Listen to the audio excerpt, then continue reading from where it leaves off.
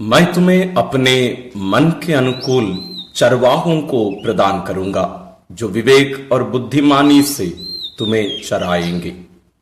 माता कलीसिया पास्का के चौथे रविवार को भले चरवाहा रविवार या बुलाहट रविवार के रूप में मनाती है। पुरोहिताई बुलाहट विशेष रूप से हम आज के इस मनन चिंतन में आज के पाठों पर विशेष रूप से मनन करके उस पर आधारित विशेष रूप से पुरोहिताई का महत्व क्या है हमारे जीवन में, क्रिस्तीय जीवन में, इस पर भी हम विचार करेंगे। और अंत में हमें इस पुरोहिताई बुलाहट के लिए, जैसे कोई आप युवक हैं या आप पालक हैं या और अन्य लोग हैं, हम कैसे एक दूसरे को इस बुलाहट को पहचानने में हम मदद कर सकते हैं, इसका बढ़ावा दे सकते हैं, इस पर भी हम चर्चा करेंगे। तो हम शुरू करते हैं। नबी यिर्मयाह का ग्रंथ अध्याय 3 पद संख्या 15 में हम पढ़ते हैं, मैं तुम्हें अपने मन के अनुकूल चरवाहों को प्रदान करूंगा जो विवेक और बुद्धिमानी से तुम्हें चराएंगे। अपने मन यानी ईश्वर स्वयं नबी यिर्मयाह द्वारा इस्राएलियों से ये वादा किए थे, मैं अपने हृदय के अनुकूल, ये मन के अनुकूल अंग्रेजी में ये ऐसे कहा गया है, I will give you shepherds after my own heart. My own mind नहीं कहा गया है, मेरे दिमाग या मन के अनुसार नहीं, ये मेरे दिल के अनुसार, हृदय के अनुसार मैं चरवाहों को मैं प्रदान करूंगा। उसका एक नमूना, एक उदाहरण स्वयं प्रभु यीशु ख्रिस्त है। हम सामान्य रूप से जैसे आज कैथोलिक पुरोहिताई है, जैसे मैं भी एक फादर हूं, पुरोहित हूं, ये पुरोहिताई मेरे लिए नहीं है।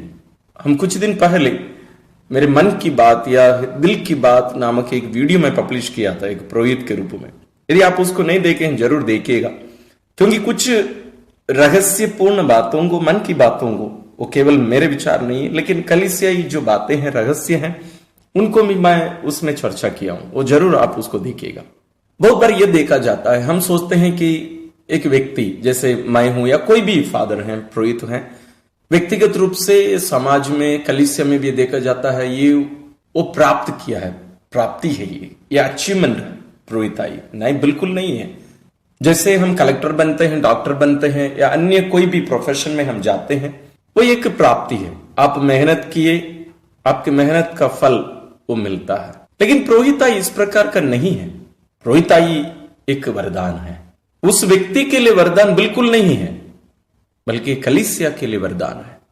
इसके लिए ईश्वर किस प्रकार के लोगों को चुनेंगे, किसको अपनाएंगे, किसके द्वारा अपना यह कार्य जारी रखेंगे, ये सब उनके ऊपर निर्भर है। लेकिन ये उस व्यक्ति का एक प्राप्ति, एक अचीवमेंट नहीं है, यह ईश्वर का एक वरदान है, एक गिफ्ट है। किसके लिए? कलीसिया के लिए। इसलिए हम कलीसिया में जो 7 संस्कार देखते हैं, उनमें 2 संस्कारों को सेवा संस्कार कहा जाता है। उनमें से दूसरा है विवाह संस्कार। ये दोनों संस्कार अपने लिए नहीं है, दूसरों के लिए है। तो आइए आज के पाठों पर हम जाकर फिर आगे अन्य बातों पर भी हम मनन करेंगे। आज का पहला पाठ प्रेरित चरित अध्याय 4 पद संख्या 8 से 12 है। यहां संत पेतरुस पवित्र आत्मा से परिपूर्ण होकर इस्राएलियों को, यहूदियों को संबोधित करते हुए उन्हें सिखा रहे हैं, समझा रहे हैं कि यदि उन्हें मुक्ति चाहिए तो उन्हें प्रभु यीशु में विश्वास करना होगा, क्योंकि किसी दूसरे व्यक्ति द्वारा मुक्ति नहीं मिल सकती, क्योंकि समस्त संसार में यीशु नाम के सिवा मनुष्यों को कोई दूसरा नाम नहीं दिया गया है जिसके द्वारा हमें मुक्ति मिल सकती है। यानी दूसरा कोई भी व्यक्ति नहीं है जिनके नाम से या जिनके द्वारा हमें मुक्ति मिले, केवल यीशु के नाम में ही हमें मुक्ति है। यह एक स्पष्ट संदेश है। आजकल हम देखते हैं हमारे कलीसिया के अंदर भी ये बात कहीं ना कहीं से आती है। समाज में जब हम नेता लोगों के साथ, अन्य लोगों के साथ, बड़े बड़े विचार धारा रखने वाले व्यक्ति, फिलोसोफर लोगों के साथ, बुद्धिजीवियों के साथ, जैसे डॉक्टर अंबेडकर हों, गांधी जी हों और अन्य लोगों के साथ यीशु का नाम ले लिया जाता है, या भगवान गौतम बुद्ध क्यों ना हो, इन सबके साथ यीशु का नाम ले लिया जाता है। बहुत गलत है। इस पर हम इसके पहले भी एक वीडियो बनाए हैं, क्यों प्रभु यीशु अन्य इन सभी महान व्यक्तियों के समान नहीं है। कैसे हमें उनके साथ इनकी तुलना कभी नहीं करनी चाहिए। ये बहुत महत्वपूर्ण एक बात है, क्योंकि अन्य सभी हमें रास्ता दिखा सकते हैं, हमें बता सकते हैं इस रास्ते से जाओ, लेकिन केवल एक ही व्यक्ति ने कहा है, मैं ही रास्ता हूं, मैं ही जीवन हूं, मैं ही मुक्ति हूं। इसलिए संत पेतरुस हमें बता रहे हैं कि यीशु नाम के सिवा दूसरा कोई भी नाम से हमें मुक्ति नहीं मिल सकती है। दूसरे पाठ संत योहन का पहला पत्र अध्याय 3 पद संज्ञा 1 और 2 है। इसमें ईश्वर का जो प्रेम है यह हम पर प्रकट किया गया है। ईश्वर हमसे कितना प्यार कर सकते हैं, हमें अच्छे अच्छे वरदान दे सकते हैं, हमें चंगाई दे सकते हैं, हमें मुक्ति दे सकते हैं, हमें बहुत सारे अन्य कृपादान वरदान सब दे सकते हैं, लेकिन इन सब से बढ़कर एक महान वरदान है, प्रेम का प्रकटीकरण है, वो है हमें पुत्रत्व प्रदान करते हैं। इसलिए संत योहन आज के पहले पाठ में हमें यह बताते हैं, पिता ने हमें कितना प्यार किया है, कितना प्यार किया है। हम ईश्वर की संतान कहलाते हैं और हम वास्तव में वही हैं। यही है हमारे प्रति पिता ईश्वर के प्रेम का प्रकटीकरण, प्रमाण, proof of his love for us, कि हम ईश्वर की संतान कहलाते हैं। और संत योहन कह रहे हैं कि हम वास्तव में वही हैं। एक कोई गुण नहीं है, एक कोई सोच विचार नहीं है, एक धारणा नहीं है, ये वास्तविकता है। इसलिए वो उसको दोहरा रहे हैं कि हम वास्तव में वही हैं। हम भविष्य में उनकी संतान बनेंगे, ऐसा है क्या? नहीं, बिल्कुल नहीं। वे ये कह रहे हैं कि हम ऑलरेडी अभी से ही हम उनकी संतान हैं। जो कोई प्रभु यीशु में विश्वास करते हुए बपतिस्मा ग्रहण कर चुके हैं, हम सभी ईश्वर की, पिता की संतान हैं, उनके पुत्र पुत्रियां हैं।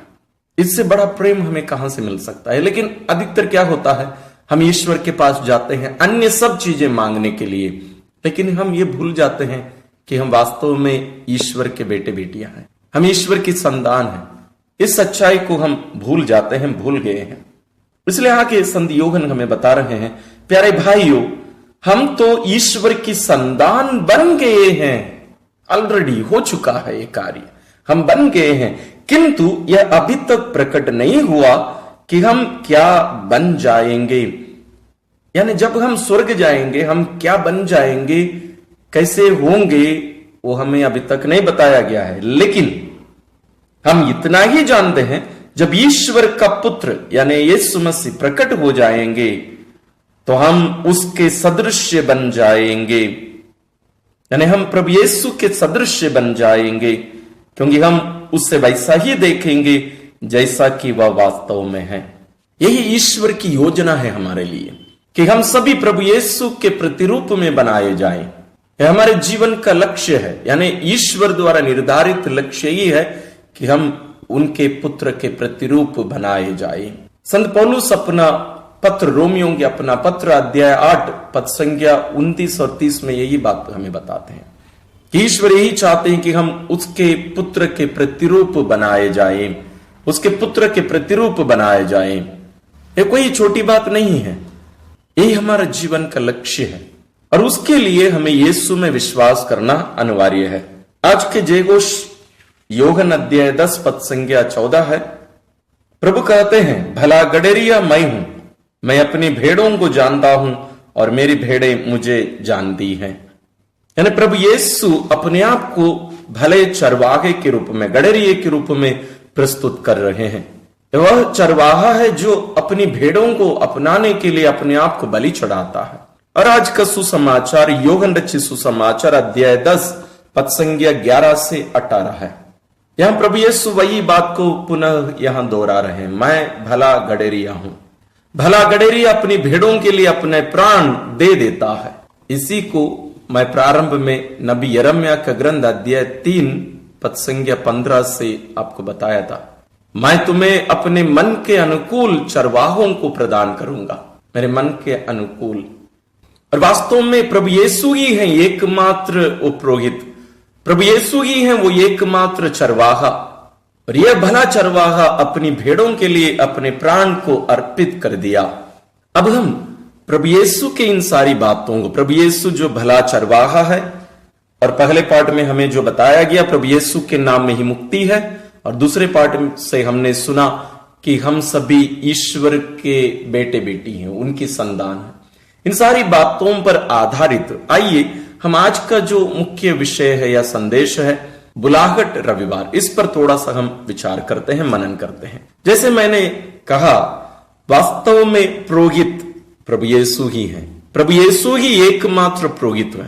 पुरोहित कौन होता है? जो बलि चढ़ाता है, जो ईश्वर और मनुष्यों के बीच एक मध्यस्थ है। वो प्रभु यीशु ही हैं जो एकमात्र मध्यस्थ। लेकिन प्रभु यीशु हमें हमारे बपतिस्मा के माध्यम से ही, उसके द्वारा ही सभी क्रिस्तियों को एक पुरोहित, नबी और एक चरवाहा या राजा बना दिए हैं। और इस याजक वर्ग को, इस पुरोहित वर्ग को मजबूत करने के लिए उस पुरोहिताई को एक नबी के रूप में और एक चरवाहे के रूप में, एक नेता के रूप में या दूसरों के लिए अपने आप को देने वालों के रूप में जीने के लिए सक्षम बनाने के लिए ईश्वर कुछ लोगों को उन्हीं के बीच में से चुनते हैं, चूज करते हैं। क्या करने के लिए? उनको सक्षम बनाने के लिए। अब जस्ट कल्पना करके देखिए, इस दुनिया में कोई पुरोहित नहीं है। ना हमें बपतिस्मा मिल सकता, ना पवित्र यूक्रिस्त होता, ना अन्य कोई संस्कार हमें मिल सकता। इसलिए शुरुआत में ही मैंने कहा, ये कोई व्यक्ति का कोई अचीवमेंट नहीं है, ये उनकी कोई प्राप्ति नहीं है, वो इसको प्राप्त कर लिया, नहीं, बिल्कुल नहीं है। ये ईश्वर का वरदान है, गिफ्ट है कलीसिया के लिए। इसलिए हमें इसको एक गिफ्ट के रूप में लेना और कलीसिया में इसका बढ़ावा देना बहुत जरूरी है। यदि हम चाहेंगे कि कलीसिया जारी रहे और ईश्वरीय कार्य जारी रहे, तो हमें इस प्रकार युवकों को हमें आगे बढ़ाने की जरूरत है। हमारे पल्लियों में, हमारे परिवारों में हमें पुरोहिताई बुलाहट के लिए बच्चों को, युवकों को तैयार करना बहुत जरूरी है। ये अचानक लोग उठकर नहीं आएंगे। अचानक ये नहीं होगा कि हाँ सब अभी पुरोहित बनने के लिए सब तैयार हैं, अभी जाएंगे, नहीं, वो संभव नहीं है। इसके लिए हमें नर्चर करने की जरूरत है। हमें जैसे नर्सरी होता है ना, पेड़ पौधे जहां तैयार किए जाते हैं, नर्सरी है, उसी प्रकार हमारे परिवारों में, हमारे पल्लियों में हमें पुरोहिताई बुलाहट के लिए, धर्म संघीय जीवन की उस बुलाहट के लिए हमें बच्चों को तैयार करने की जरूरत है। हम आगे 10 बातें देखेंगे जो पुरोहिताई के द्वारा ईश्वर इस दुनिया में जारी रखते हैं, जो कार्य जारी रखते हैं, संपन्न करते हैं। उनको आज के जो तीनों पाठ हैं उन पर आधारित हम लेंगे, बाहर से हम नहीं ले रहे हैं। सबसे पहला है प्रभु यीशु के कार्य को जारी रखना। सबसे पहली बात है, पुरोहिताई के द्वारा ईश्वर अपना कार्य, मुक्ति कार्य जारी रखते हैं। दूसरी बात है, इसके द्वारा हमें संस्कारों का जो सेवा कार्य है, यानी ईश्वर जो वरदान हमें देना चाहते हैं संस्कारों के द्वारा, वो विशेष रूप से हमें दिए जा रहे हैं। तीसरी बात है, पुरोहित फादर कहलाते हैं। हम उनको फादर बोलकर बुलाते हैं। क्यों? क्योंकि इसके द्वारा ईश्वर अपने लिए संतान उत्पन्न कर रहे हैं, संस्कारों के द्वारा अपने लिए संतान उत्पन्न कर रहे हैं, जैसे हम आज के दूसरे पाठ में हम देखते हैं। और वो किसके माध्यम से ईश्वर संतान उत्पन्न करते हैं? पुरोहितों के माध्यम से, उनके हाथों से, संस्कारों के माध्यम से। चौथी बात है, उनके द्वारा ईश्वर हमसे बातें करते हैं। उनके प्रवचन के द्वारा, उनकी शिक्षा के द्वारा ईश्वर आज भी हमसे बातें करते हैं। पांचवी बात है, पूजन पद्धति संपन्न किया जाता है उनके माध्यम से, विशेष रूप से पवित्र यूकरिस्त हो और अन्य भी बहुत सारे कार्य हैं जो ईश्वर पुरोहितों के माध्यम से कलीसिया में, दुनिया में जारी रखते हैं, संपन्न करते हैं। छठवीं बात है, सेवा और बलि। पुरोहित एक प्रकार से प्रभु यीशु का एक प्रतिनिधि है, उनकी उपस्थिति है। तो पुरोहितों के लिए वास्तव में एक जिम्मेदारी बनती है, वे सेवा करें और अपने आप को प्रभु यीशु मसीह के समान, भले चरवाहे के समान अपने आप को प्रतिबिंबित करके उनके समान अपने आप को बलि चढ़ाए। सातवां है, ईश्वरीय राज्य के लिए एक साक्षी है, अपने आप को एक साक्षी के रूप में प्रस्तुत करना। किस चीज का? जो दुनिया आने वाली है, यानी ईश्वरीय राज्य, स्वर्ग का एक प्रतिबिंब, उसकी एक साक्षी बनकर अपने जीवन और वचन, जीवन शैली सबके द्वारा उस सच्चाई को प्रकट करने का। आठवां है जो लोकल कम्युनिटी है, यानी जो स्थानीय कलीसिया है, उसका नेतृत्व करने के लिए। जस्ट आप सोचिए, आपका पल्ली पुरोहित आपके पल्ली से 1 साल से आपका पल्ली पुरोहित नहीं है, आपके पल्ली में कोई पुरोहित ही नहीं है, पल्ली का क्या होगा? भले वो कितना भी बुरा व्यक्ति क्यों ना हो, लेकिन उसके बिना वो पल्ली खत्म हो जाएगी, विश्वास खत्म हो जाएगा। 9वीं बात है मध्यस्थ प्रार्थना। पुरोहित अपने लोगों के लिए प्रार्थना करने के लिए है, मध्यस्थ है, जैसे मैं पहले से कहा। 10वीं बात है ये वास्तव में उसके सेवा कार्य के द्वारा, यानी पुरोहिताई सेवा कार्य के द्वारा ईश्वर उस पुरोहित को आनंद देते हैं, उसके एक जीवन की एक पूर्णता का अनुभव उसे प्रदान करते हैं। ये 10 कार्य हैं जो ईश्वर पुरोहिताई के द्वारा इस दुनिया में संपन्न करते हैं। तो आगे मैं 10 कार्य आपको बताऊंगा कि जिसके द्वारा हम इस पुरोहिताई का हम बढ़ावा दे सकते हैं। हाउ टू प्रमोट वोकेशन और हाउ टू डिसर्न ना, हमें पता लगाने के लिए कि वास्तव में मुझे बुलाहट है कि नहीं है। आपको युवक हो सकते हैं, आप माता पिता हो सकते हैं, या धर्म शिक्षक हो सकते हैं, आपको दूसरों को मार्गदर्शन देने की जरूरत है। कुछ 10 बातें आपके सामने। सबसे पहले प्रार्थना करें, और डिसर्नमेंट रिट्रीट होते हैं, मतलब पता लगाने के लिए वास्तव में मुझे ईश्वरीय बुलाहट है या नहीं, इसके लिए वास्तव में रिट्रीट्स होते हैं, उसमें भाग लेना और प्रार्थना, व्यक्तिगत प्रार्थना भी बहुत जरूरी है। दूसरा, जैसे बुलाहट के शिविर लगाए जाते हैं, आप जरूर सुने होंगे। यदि आपको उसकी जानकारी नहीं है, आप हमसे भी संपर्क कर सकते हैं। और उसके साथ साथ हमें युवकों को हमारे सेमिनरीज, मतलब जहां पढ़ाई होती है, प्रशिक्षण केंद्र है पुरोहितों के, वहां जाकर हमें देखना चाहिए कि ये क्या होता है, वास्तव में यहां मैं रह सकूंगा या कि नहीं, अपने आप को दे पाऊंगा या नहीं, ये बहुत जरूरी है। तीसरी बात है हमारे पल्लियों में, हमारे परिवारों में मार्गदर्शक एक दल भी होने की जरूरत है। जैसे कोचिंग होता है, मेंटरशिप होता है ना, हर क्षेत्र में बच्चों को आगे बढ़ाने के लिए हम देखते हैं इस प्रकार के होते हैं। तो पुरोहिताई में भी इस प्रकार का होना बहुत जरूरी है, मार्गदर्शन। चौथा है हमें हमारे परिवारों में, हमारे पल्लियों में हमें इसको प्रमोट करने की जरूरत है, आगे बढ़ाने की जरूरत है पुरोहिताई का। आप एक पुरोहित को देखकर, जैसे आपके पल्ली पुरोहित होंगे, अन्य कोई होंगे जिनको उदाहरण देखकर, नहीं आजकल के पुरोहित सब गंदे हैं, बुरे हैं, तो मैं अपने बच्चे को नहीं भेजूंगा, या मैं पुरोहित नहीं बनूंगा, पुरोहित लोग सब अच्छे लोग नहीं है, इस प्रकार का सोचना वास्तव में ठीक नहीं है। जरूर हम सभी पुरोहित मनुष्य हैं, सभी में कमजोरी है, हम सब कमजोर हैं, लेकिन आप हमारे समान बनने के लिए नहीं बुलाए जा रहे हैं, लेकिन पुरोहित प्रभु यीशु के प्रतिरूप या उनकी उपस्थिति बनकर इस दुनिया में सेवा करने के लिए बुलाए जा रहे हैं। तो हमें अपने बच्चों को, और हम स्वयं, यदि आप युवक हैं, आपको देखना है कि क्या आप यीशु के समान लोगों की मुक्ति के लिए कार्य करना चाहते हैं, आपको यह देखना है। 5वां है हमें इसका एक कल्चर बनाने की जरूरत है, बुलाहट का एक कल्चर, इसको हमारे जीवन शैली बनाने की जरूरत है। मतलब क्योंकि आज हम दुनिया में देख रहे हैं कोई भी समाज के लिए, दूसरों के लिए जीना नहीं चाहता है। अब सब कुछ मुझ में ही शुरू होकर, मुझसे ही शुरू होकर मुझ में ही वो समाप्त हो जाता है। इस प्रकार के सोच विचार से हमें बाहर निकलने की जरूरत है। तो हमें हमारे परिवारों में, हमारे पल्लियों में इस प्रकार के एक कल्चर को हमें तैयार करना है, दूसरों के लिए जीने का। 6वां है हम पुरोहितों को ही, एक बच्चों को, कोई युवक को, युवती को हमें बोलने की जरूरत है कि आप जाकर देखो, ईश्वर आपको बुला रहे हैं। बहुत बार हम युवक युवतियों से हम मिलते हैं तो हम पूछते हैं, उन लोग बोलते हैं कि फादर हमसे तो कोई बोले नहीं है, यदि हमसे कहे होते तो मैं चला गया होता। क्योंकि हर कोई ये अनुभव करते हैं कि मैं इसके लिए लायक नहीं हूं, मैं सक्षम नहीं हूं। कौन लायक है, कौन सक्षम है पुरोहिताई के लिए? कोई भी नहीं है। लेकिन जब कोई पुरोहित या धर्म बहन या अन्य कोई भी माता पिता, समाज के कोई बड़े, हमारे पल्ली के, हम जब कोई युवक से हम कहेंगे, कोई युवती से कहेंगे आप सिस्टर बन सकती हैं, एक युवक से कहें आप फादर बन सकते हो, बेटा आप जाकर देखो, वो क्या है, उनको प्रोत्साहित करता है।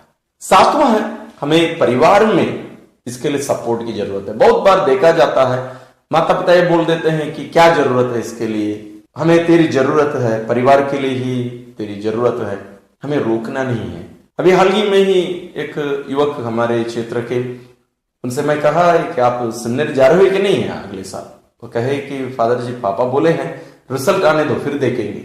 उसका मतलब यदि अच्छा मार्क आएगा तो आपको जाने की जरूरत नहीं है, कम मार्क आएगा तो फिर चले जाना। यदि इसी विचार से हम पुरोहिताई का बढ़ावा देंगे तो आप कैसे अपेक्षा कर सकते हैं कि हमारे पुरोहित सक्षम होंगे, बुद्धिजीवी होंगे। हम अपने बच्चों को जो सक्षम है, जो अच्छे बुद्धिजीवी हैं, जो उनकी क्षमता अच्छी है, अब उनको पुरोहिताई के लिए आगे नहीं बढ़ाएंगे तो फिर किस प्रकार का रहेगा। तो हमें हमारे परिवारों में एक प्रकार से इसको प्रोत्साहित करने की जरूरत है। 8वां है, हमें युवक युवतियों को शिक्षा में आगे बढ़ाने की जरूरत है और उसके लिए हमें बहुत सारे जो क्षेत्र होते हैं, जगह होते हैं, वहां इनको भेजने की भी जरूरत है। जब तक हमारे बच्चे शिक्षित नहीं होंगे, स्वयं से विचार करना नहीं सीखेंगे, तो पुरोहिताई बुलाहट में आगे नहीं बढ़ पाएंगे। ये बहुत जरूरी है। 9वां है, हमें सेवा के लिए, नेतृत्व करने के लिए हमें युवक युवतियों को हमें प्रोत्साहित करने की जरूरत है, क्योंकि भविष्य में यदि हम चाहेंगे कि हमारे बच्चे आगे जाकर कलीसिया का नेतृत्व करेंगे पुरोहितों के रूप में, धर्मबहन के रूप में, तो हमें अब से ही, छोटी उम्र से ही उनको प्रोत्साहित करने की जरूरत है। 10वीं बात है, हमें ईश्वर पर भरोसा रखने की जरूरत है, हमें घबराने की जरूरत नहीं है। बहुत बार ये देखा जाता है, हम ये बोलते हैं कि अभी पुरोहित बहुत कम होते जा रहे हैं, हम डर जाते हैं, घबरा जाते हैं। हमें घबराने की जरूरत नहीं है, ये ईश्वर का कार्य है, ईश्वर जारी रखेंगे, लेकिन जरूर हमें साथ देने की जरूरत है, लेकिन हमें उन पर भरोसा करने की जरूरत है। तो आज हमने देखा है कि पुरोहिताई क्या होती है और पुरोहित का महत्व क्या है, और स्वयं यीशु ही वो पुरोहित है, और कैसे ईश्वर अपने हृदय के अनुकूल अनुरूप हमारे लिए पुरोहित प्रदान करेंगे। इसकी भविष्यवाणी उन्होंने किया, उन सब के बारे में हमने देखा। लेकिन इसके साथ साथ मैं आपसे आह्वान करना चाहूंगा कि हम सभी अपने पुरोहितों के लिए प्रार्थना करते रहें, पुरोहिताई बुलाहट के लिए हम प्रार्थना करते रहें, हम अपने बच्चों को आगे बढ़ाएं, ताकि ईश्वर की जो योजना है हमारे लिए कि हम सभी उनकी संतान बन जाए, यानी सारी मानव जाति। हम तो संतान बन चुके हैं जो बपतिस्मा ग्रहण कर चुके हैं। वो कार्य जो पुरोहिताई के द्वारा ईश्वर जारी रखते हैं वो पूर्ण रूप से जारी रह सके, इसी के लिए हमारे भले चरवाहा प्रभु यीशु मसीह से हम विशेष प्रार्थना करें। ईश्वर आप सबों को विशेष आशीष और अनुग्रह प्रदान करें। यदि आप या आपके परिवार से या अन्य लोग कोई भी इसके संबंधित कोई भी चर्चा करना चाहते हैं, आप जरूर हमसे संपर्क करिए। धन्यवाद।